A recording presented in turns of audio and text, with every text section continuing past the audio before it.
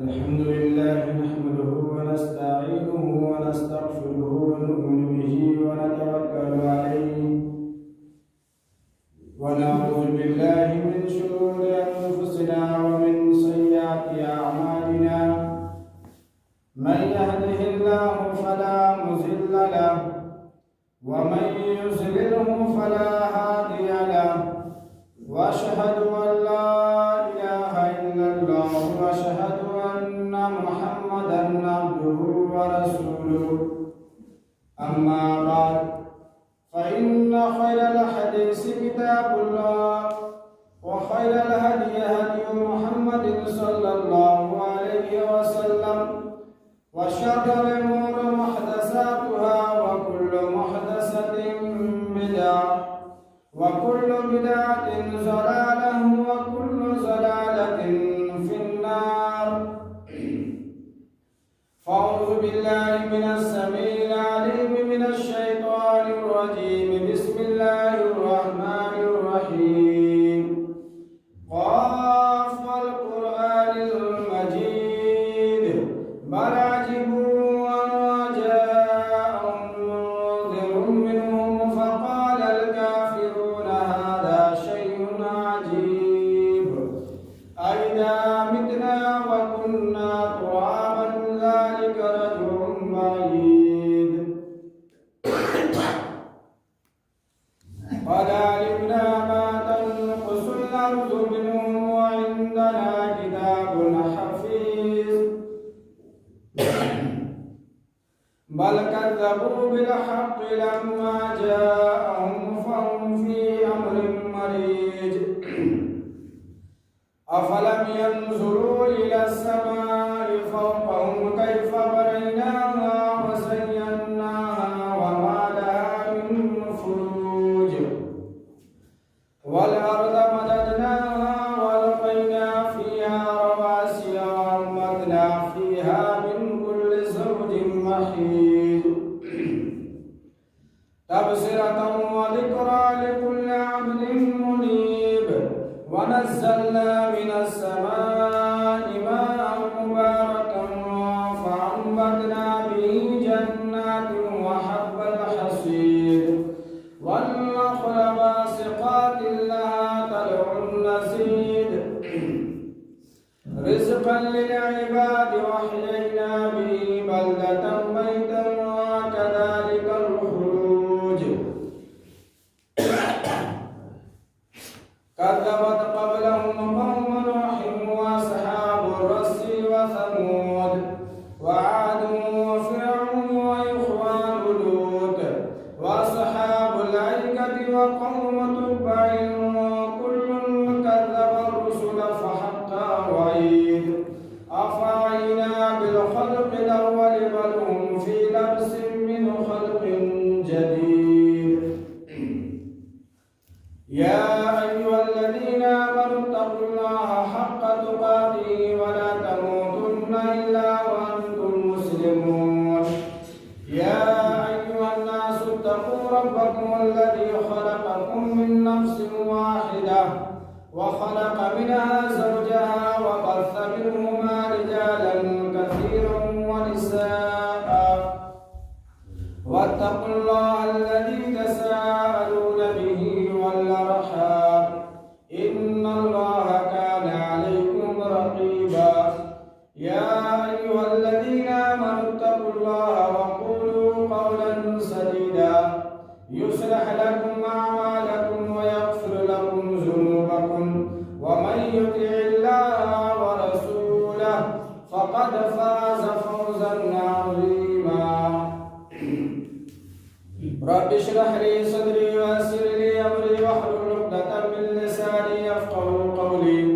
رب زدني علما رب زدني علما رب زدني علما رب يسر ولا تعسر. إن عدة الشهور عند الله 12 شهرا في كتاب الله يوم خلق السماوات والأرض منها 4 حرم ذلك الدين القيم.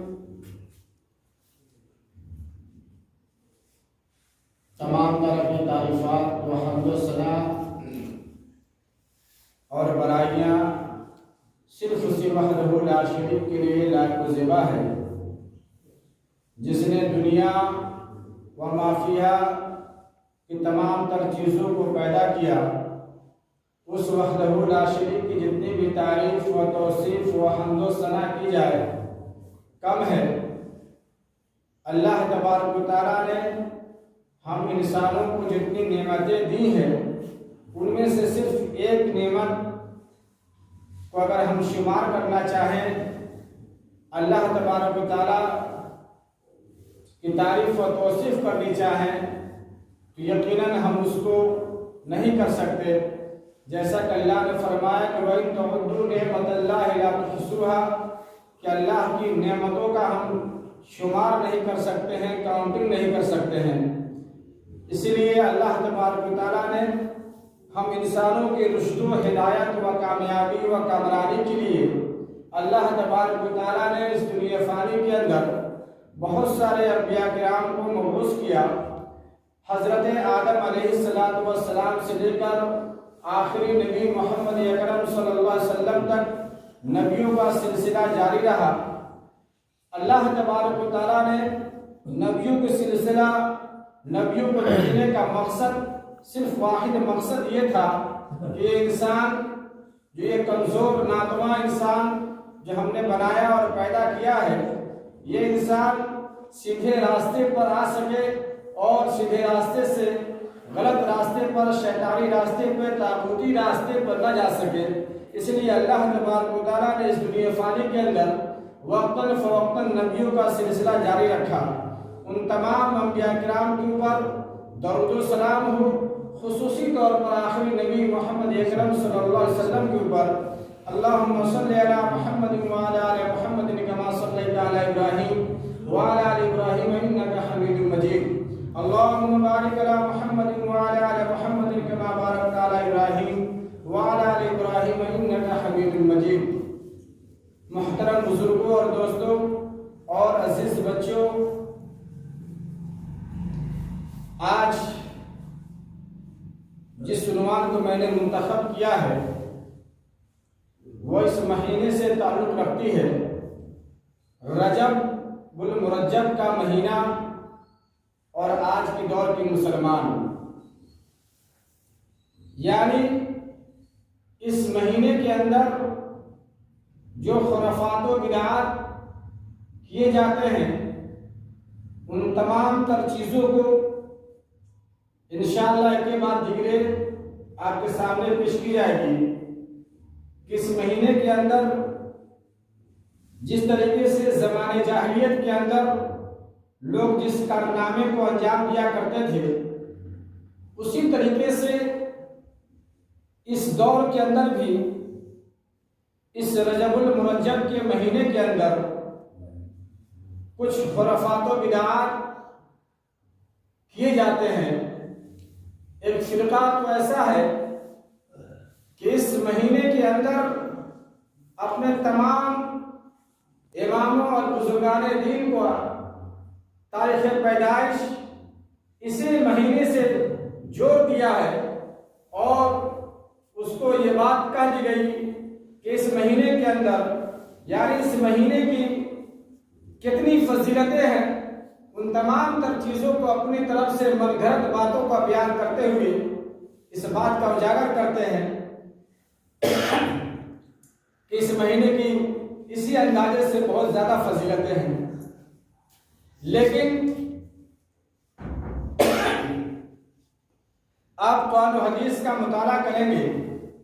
تاریخوں کا مطالعہ کریں گے تو آپ کو پتہ چلے گا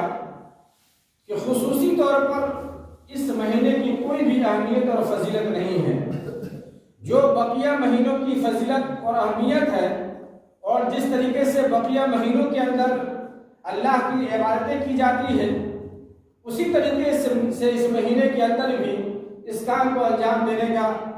سلسلہ جاری رکھنی چاہیے۔ بقیہ خصوصی طور پر جو اس مہینے کے اندر بہت ساری جو خرافات و بدعات کیے جاتے ہیں اور ان کا تعلق اور ان کا رشتہ اس مہینے سے جوڑا جاتا ہے، یقیناً وہ چیزیں ہم مسلمانوں کے لیے جو قرآن و حدیث پر عمل کرنے والے ہیں، اہل سنت والجماعت کہلانے والے ہیں، جو اہل الحدیث و اہل العصر کہلانے والے ہیں، یقیناً یہ بات ان کے در و دماغ کے اوپر سے گزرنے والی بات ہے۔ تو اسلام کی جو باتیں دو چیزوں پر مبنی ہیں، اور دو چیزیں جو اہم ہوتی ہے اس کو پہلے سمجھے کہ اللہ نے فرمایا کہ ما تعبدون، کہ تم کس کی عبادت کرتے ہو، تو یہ عبادت صرف اللہ کی ہونی چاہیے۔ اور ماذا تعبدون المرسلین، یعنی جو قیامت کے دن سوال کیے جائیں گے کہ تم کس رسول کی اطاعت و فرما برداری کیا کرتے تھے، تو یقیناً قیامت کے دن یعنی جو قبر میں سوال کیے جائیں گے وہ قبر کے اندر بھی اسی طریقے کے سوال کیے جائیں گے،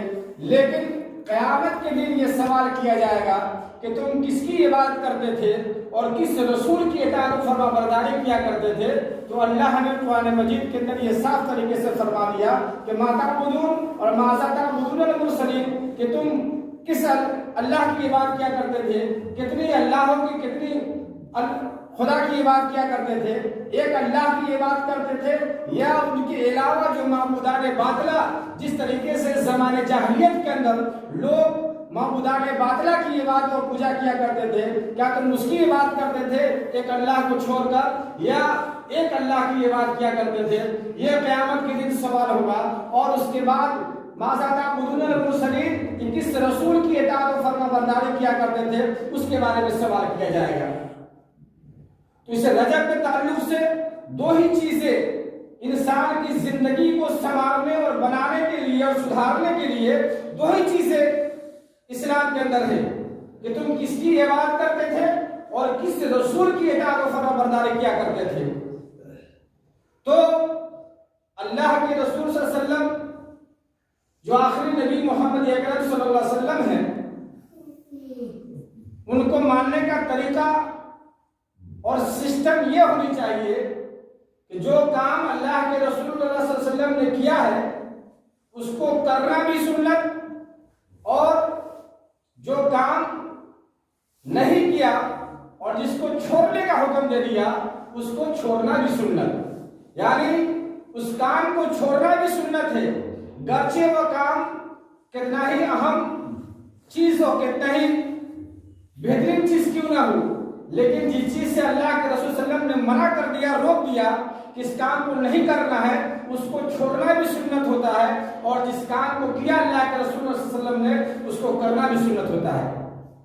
تو کرنا بھی سنت اور چھوڑنا بھی سنت۔ مثال کے ذریعے سے آپ سمجھ سکتے ہیں کہ جب اللہ کے رسول صلی اللہ علیہ وسلم نے مکہ کے اندر حج کیا اور حج کرنے کے بعد کعبۃ اللہ کا طواف کیا،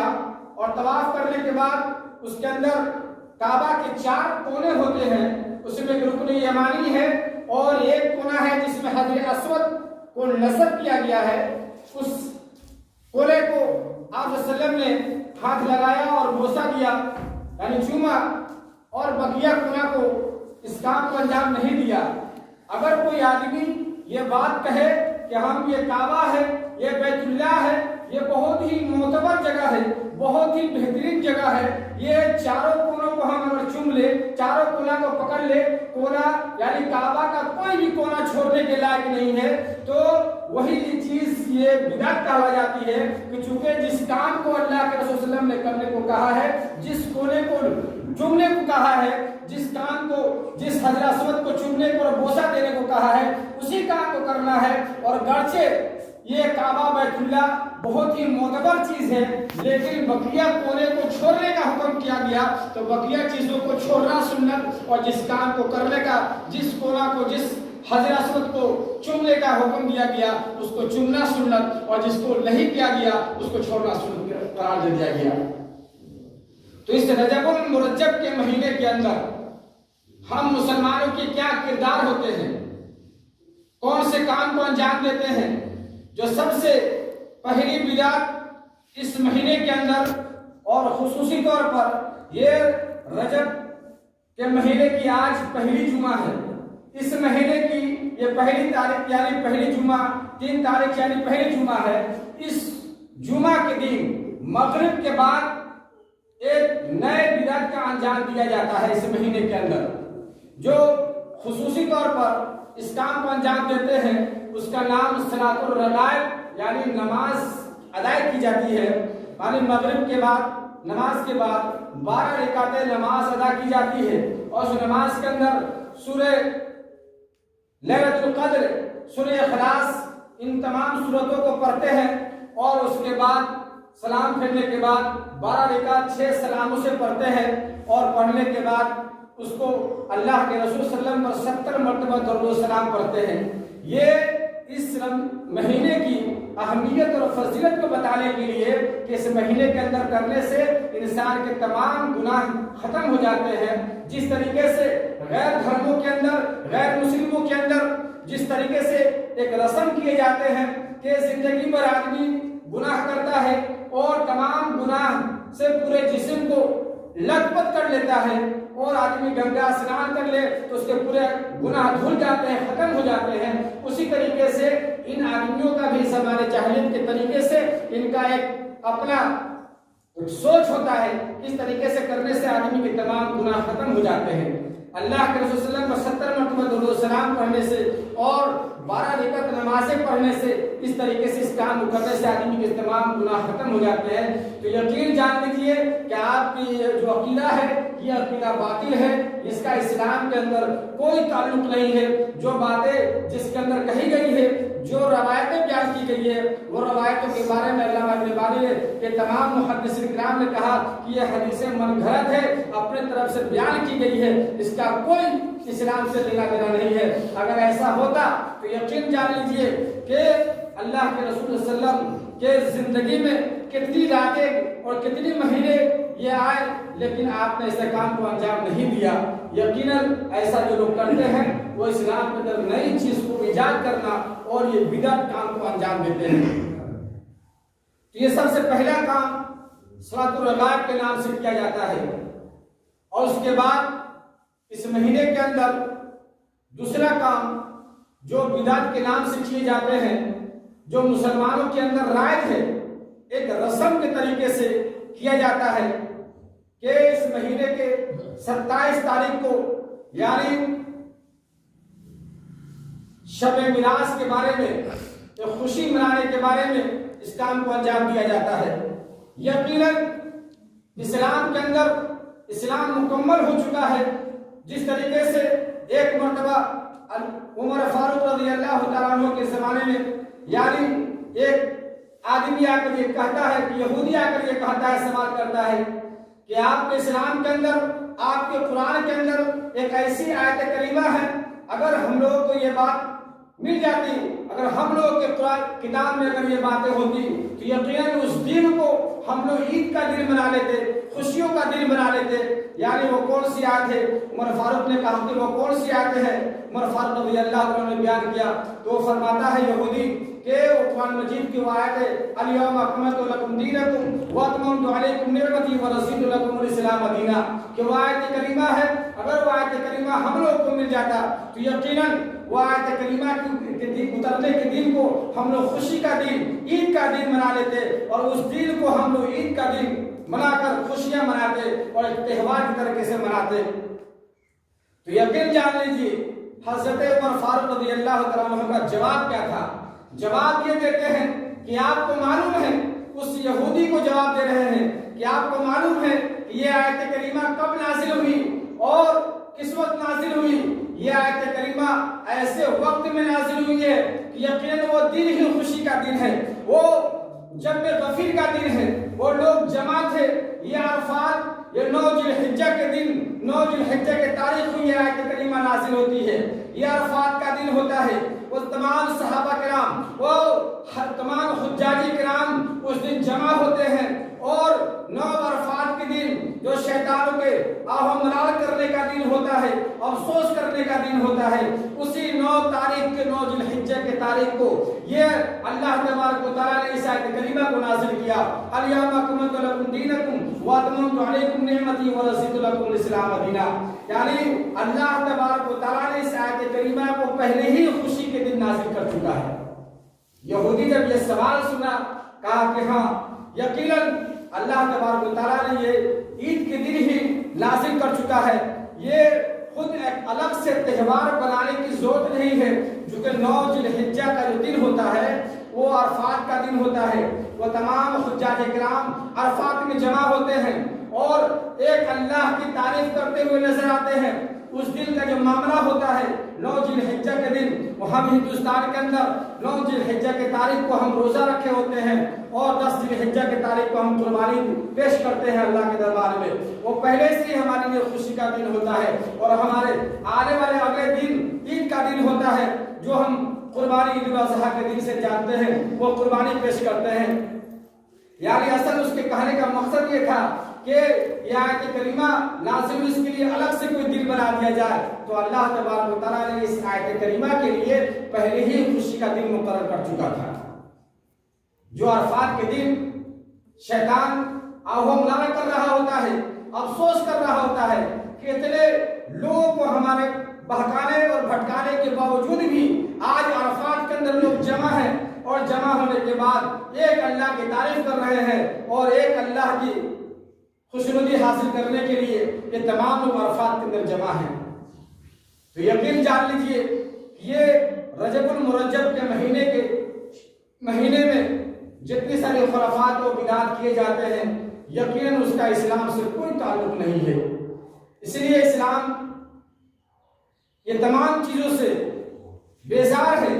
جو آدمی اس کام کو انجام دیتا ہے، یقیناً وہ آدمی اسلام سے روگردانی کرنے کے مانند ہے اور اسلام کے اندر ایک نئی چیز کو ایجاد کرنے کے مانند ہے۔ اور یقین جان لیجئے جو آدمی نئی چیزوں کو ایجاد کرتا ہے، جو اسلام کے اندر نہیں ہے، جو دین دھرم کے اندر اسلام دھرم کے اندر نہیں ہے، وہ آدمی اس چیز کو ایجاد کرتا ہے تو اس کو ایجاد کرنے کا معاملہ یہ ہوگا کہ جب قیامت کے میدان میں، جب حشر کا میدان ہوگا، جب اللہ کے رسول صلی اللہ علیہ وسلم حوض کوثر پہ ہوں گے اور تمام لوگوں کو، یعنی تمام جو امت محمدیہ کے جنتی لوگ ہوں گے، ان کو حوض کوثر پیا رہے ہوں گے، ان کو اپنے ہاتھوں سے حوض کوثر دے رہے ہوں گے، یقیناً اس صف بندی کے اندر وہ تمام لوگ ہوں گے، لیکن فرشتے وہاں پر آئیں گے اوپر سے اور کہیں گے کہ احدث بعد ذالک،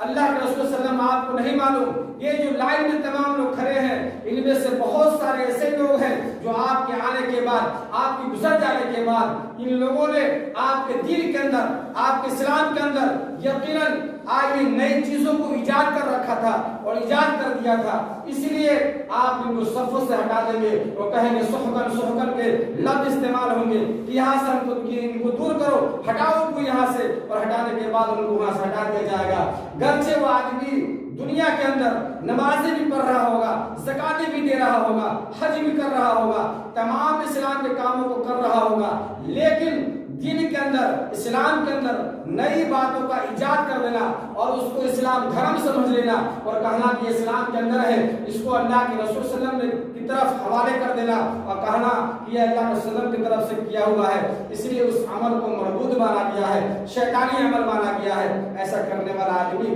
یقیناً پورے طریقے سے مسلمان مکمل ایمان والا نہیں ہو سکتا ہے۔ تو میرے بھائی اور دوستو، اس کے بعد اس مہینے کے اندر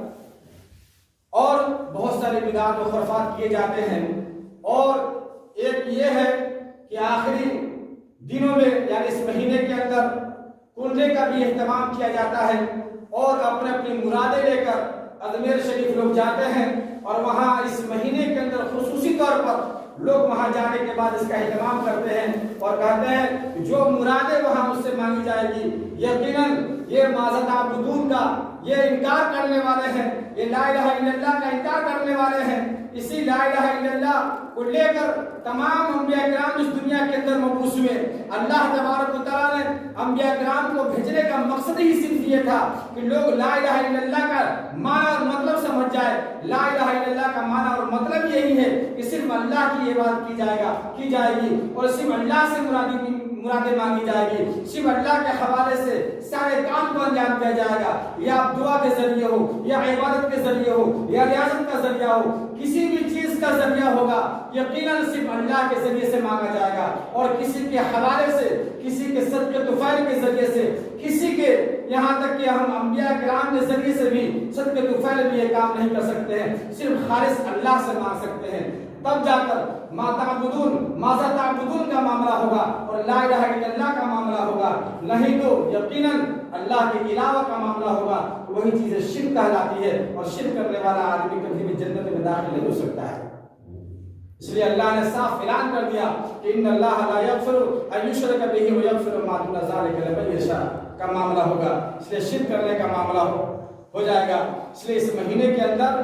لوگ بدعت کے کاموں کو تو انجام دیتے ہی ہیں، لیکن جو کنڈے کا معاملہ ہوتا ہے، یعنی جو اپنے پیروں کے اوپر جو مرادیں لے کر جاتے ہیں، جو مزاروں پر جو مرادیں لے کر جاتے ہیں، یقیناً اس مرادوں کو اسی مہینے کے اندر خاص طور سے اس کام کو انجام دیا جاتا ہے، اور کہتے ہیں کہ اس کام کو اس مہینے کے اندر کرنے سے یقیناً تمام مرادیں پوری ہو جاتی ہے۔ اور تیسری جو بدعت ہے وہ اللہ کے رسول صلی اللہ علیہ وسلم کی عمرہ کے متعلق ہے کہ عمرہ اللہ کے رسول صلی اللہ علیہ وسلم نے اس مہینے کے اندر خصوصی طور پر کیا ہے، اور عمرہ کرنے سے زیادہ ثواب حاصل ہوتا ہے۔ تو یقین جان لیجئے عائشہ صدیقہ رضی اللہ تعالیٰ عنہ، بخاری کی وہ حدیث ہے، خود عائشہ صدیقہ رضی اللہ تعالیٰ عنہ بیان کرتی ہے کہ اللہ کے رسول صلی اللہ علیہ وسلم نے اس مہینے کے اندر کوئی عمرہ نہیں کیا ہے، اور عمرے کی فضیلت یعنی تمام 12 مہینے جو حرمت والے جو 4 مہینے ہیں، اور 12 مہینے جو اللہ کے نزدیک ہے، جو اللہ نے فرمایا ان عدت الشہور عند اللہ 12 شہرا فی کتاب اللہ یوم خلق السماوات والارض منها اربعۃ حرم ذلک الدین القیم کا جو معاملہ ہے، یعنی جو 12 مہینے ہیں، 12 مہینے کے اندر جو کسی مہینے میں عمرہ کرنے کی جو زیادہ فضیلتیں ہیں وہ صرف رمضان مبارک کا مہینہ ہے، اس کے اندر عمرہ کرنے سے زیادہ ثواب حاصل ہوتا ہے، اور بقیہ کسی مہینے کے اندر عمرہ کرنے سے کوئی زیادہ ثواب حاصل نہیں ہوتا ہے۔ اور خصوصی طور پر آپ صلی اللہ علیہ وسلم رجب المرجب کے مہینے کے اندر، اس مہینے کے اندر آپ نے کوئی عمرہ نہیں کیا ہے۔ خود عائشہ صدیقہ رضی اللہ تعالیٰ عنہ بیان کرتی ہے، کہتے ہیں کہ آپ نے اس مہینے کے اندر عمرہ نہیں کیا ہے۔ اس لیے اس مہینے کے اندر اس بات کا بھی لوگ اہتمام کرتے ہیں کہ عمرہ کرنے سے زیادہ ثواب حاصل ہوتا ہے۔ یقیناً یہ بھی ایک بدعت میں سے شامل ہے۔ اور چوتھی چیز یہ ہے کہ شب معراج کے متعلق لوگ خوشیاں مناتے ہیں، اور شب معراج کا معاملہ ہوتا ہے کہ اس مہینے کے 27ویں تاریخ کو شب معراج ہوا، اور اس شب معراج کے تعلق سے یعنی اس کام کو انجام دیتے ہیں۔ تو یقین جان لیجئے کہ شب معراج جو معراج کا جو معاملہ ہوا، آپ صلی اللہ علیہ وسلم مکہ کے اندر تھے، اور جب مدینہ ہجرت کرنے کا معاملہ ہوا، جب یہ شب معراج کا ہی معاملہ کیوں پیش آیا، آپ صلی اللہ علیہ وسلم کے جو دل غم زدہ تھے، یعنی طائف کی بازاروں کے اندر جو اوباشوں نے آپ کو مارا پیٹا اور بہت ہی طریقے سے ستایا پریشان کیا، تو آپ کے دل بہت ہی غم زدہ اور پریشان حال تھے۔ آپ کے دل آزاری کے لیے، آپ کو دل رکھنے کے لیے یہ شب معراج کا معاملہ پیش ہوا، لیکن تاریخوں کا متعین یعنی یہ نہیں ہوا کہ فلاں تاریخ کو کسی بھی مورخین نے، کسی بھی محدثین نے، کسی بھی تاریخوں کی کتابوں میں اس بات کا طے نہیں پایا گیا کہ آپ کو کس مہینے کے اندر شب معراج کرایا گیا۔ یعنی اتنے محدثین کرام اور مورخین اور تاریخوں کو لکھنے والے نے اس بات کا اجاگر یہ نہیں کیا، اختلاف پایا گیا کہ آپ نے کس مہینے کے اندر آپ کیے، اور آپ کا یہ رجب المرجب کے مہینے کے اندر ہوا، یا شوال کے مہینے کے اندر ہوا، یا ذوالقعدہ یا ذی الحجہ کے مہینے کے اندر ہوا۔ یعنی فیکٹ بات یعنی پورے تحقیق کے ساتھ کوئی بات یہ نہیں کہی گئی کہ اس مہینے کے اندر آپ کو شب معراج کرایا گیا۔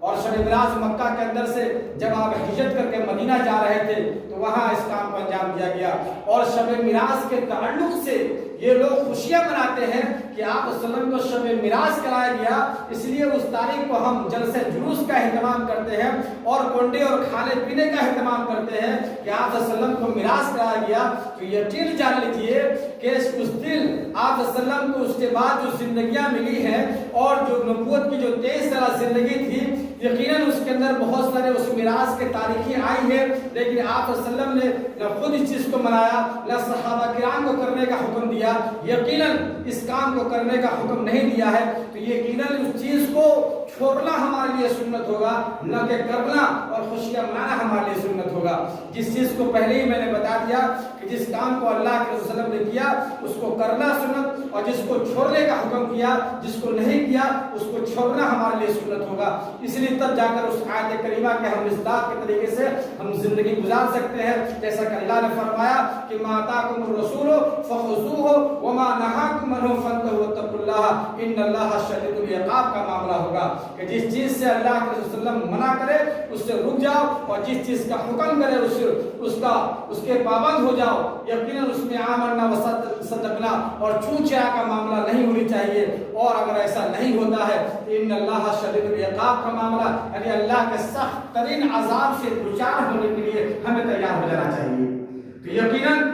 इस महीने के अंदर बहुत सारे खुराफात और बिदात किए जाते हैं। हम मुसलमानों का ये तरीका होनी चाहिए कि जो कुरान और हदीस के अंदर जो चीजें हैं, जो अल्लाह के रसूल सल्लल्लाहु अलैहि वसल्लम ने अपने नबूवत के 23 साल जिंदगी के अंदर जिस काम को किया है और सहाबा किराम को करने का हुक्म दिया है, उसी काम को करेंगे तब जाकर हम कामयाब व कमाल हो सकते हैं। लेकिन यकीनन हम भी बिदातियों में से और बिदअत काम को अंजाम देने वालों में से शुमार किए जाएंगे। जब ऐसा होगा तो यकीनन जब हौज़े कौसर पे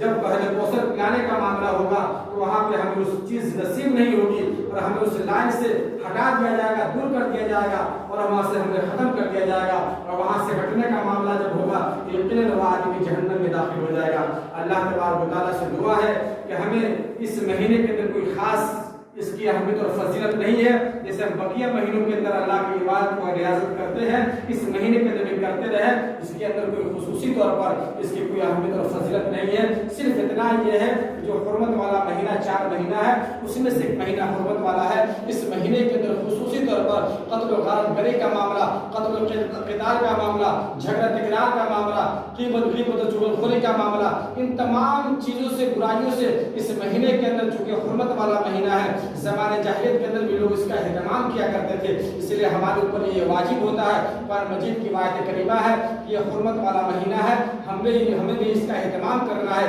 कि इस महीने के अंदर कत्ल व गारत गरी, लड़ाई झगड़ा मारपीट का मामला नहीं होनी चाहिए। इसलिए अल्लाह तबारक व तआला से दुआ है कि हमें हुर्मत वाला ये महीना समझने की तौफीक अता फरमाए और इसके अंदर जो खुराफात व बिदअत है इससे बाज आने की हमें तौफीक अता फरमाए। आमीन व आखिर दवाना अल्हम्दुलिल्लाहि रब्बिल आलमीन। इन्नहु तआला जवादुन करीमुन मलिकुन व रऊफुर रहीम।